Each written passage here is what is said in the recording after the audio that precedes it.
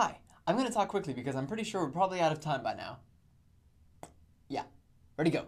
My paper seeks to discuss the effect of Genesis 1 through 3 on women in monotheistic communities, and to demonstrate that reading the biblical creation account as an egalitarian text is a fallacy, and that it's perfectly okay to read it as a patriarchal text so long as we understand that biblical gender roles are not applicable to contemporary society. To put that more academically, I present to you my thesis. Because the predominant understanding of these creation accounts reveals a rather blatant patriarchal bias, reading the biblical creation of humanity as an egalitarian text is a fallacy instigated by vague texts and a human affinity for projection.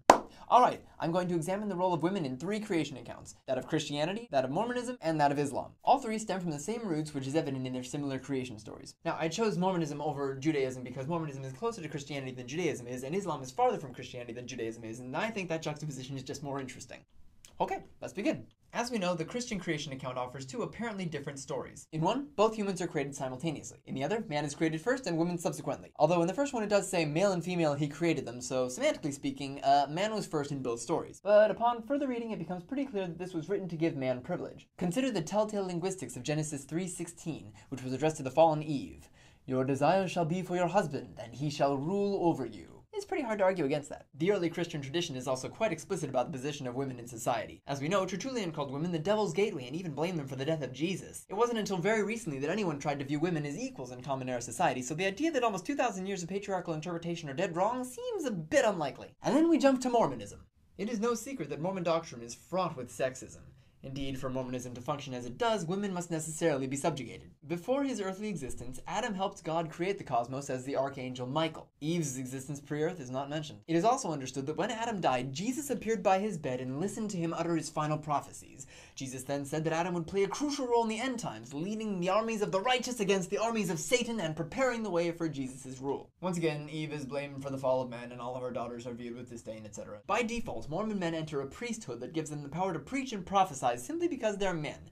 Women are naturally excluded. The Mormon idea of God is that of a human male who has transcended this existence and become a god. Women cannot become goddesses. Indeed, they can only get into heaven if their husbands pull them through from the other side. Their primary purpose is childbearing. In this context, the prophecy of founder Joseph Smith that allowed polygamy follows perfectly. By comparison, Islam is a much more welcoming faith. In the Quran's creation account, blame is not placed on the woman, and both humans are forgiven for their trespass. In Christianity, as we know, Eve is commonly blamed for tempting Adam and causing man's downfall, and yet if we turn to contemporary societies, Christian societies typically embrace an egalitarian worldview, whilst Islamic societies tend towards a patriarchal worldview bordering on extremism, and I want to know how the heck did that happen?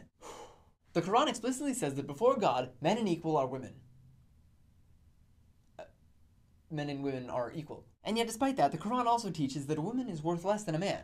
In terms of inheritance, for example, a man gets what 2 women would get. In the Quran, God says, be you male or female, you are members one of another. But then it also says, men are in charge of women because Allah hath made the one of them to excel the other, and because they spend of their property for the support of women. But unlike Mormonism, a woman's role is not limited to childbearing. They are expected to do all the same good deeds that men are. In fact, believers are instructed to follow the good example of the Virgin Mary and the Pharaoh's wife. This is in the interest of the future of all the women of the world. So long as the concept of Eve being created for man prevails, women can never be free in the true sense of the word. Reading these stories as egalitarian texts doesn't make sense. They are clearly written by men in a time when men are in control, and that's perfectly acceptable. We do not condemn Plato for writing dialogues in which Socrates talks about loving boys. That was just the custom of the time. One did not love women in those days. Women were property. Likewise, we should not be offended that a patriarchal society devised patriarchal texts to address their existential doubts. To achieve true gender equality then requires that we accept this fact of our history and move onwards and upwards.